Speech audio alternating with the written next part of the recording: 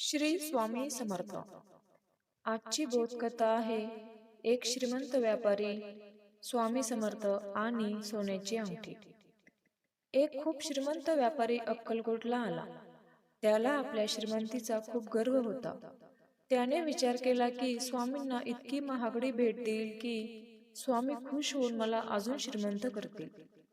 तो स्वामींसमोर गेला आणि त्याने हिऱ्याने जडवलेली एक सोन्याची अंगठी स्वामींच्या चरणापाशी ठेवली. लोक आश्चर्याने बघू लागले.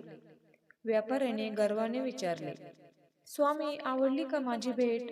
स्वामी समर्थ महाराज हसले आणि त्यांनी ती मौल्यवान अंगठी सहज उचलली आणि जवळच असलेल्या एका विहिरीत फेकून दिली. ते बघून व्यापारी खूप संतापला आणि ओरडला, स्वामी, तुम्हाला किंमत कळते का? ती लाखाची अंगठी होती. स्वामी शांतपणे उठले, विहिरीजवळ गेले आणि त्यांनी व्यापाऱ्याला विहिरीत बघायला सांगितले. व्यापाऱ्याने डोकावून पाहिले तर त्याचे डोळे विस्फारले. विहिरीचा तळ अशा हजारो सोन्याच्या अंगठ्यांनी भरलेला होता. स्वामी कडक आवाजात म्हणाले, वेड्या, ज्याच्या चरणाशी संपूर्ण कुबेराचा खजिना आहे, त्याला तू तुझ्या सोन्याचा काय गर्व दाखवतोस? मला तुझे सोने नको, तुझे मन हवे आहे.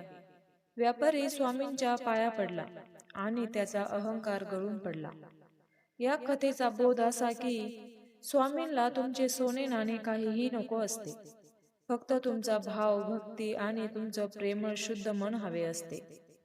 तुम्हाला ही कथा आवडली असल्यास आपल्या सर्व स्वामी भक्तांना नक्की शेअर करा. बोला श्री स्वामी समर्थ. जय जय स्वामी समर्थ.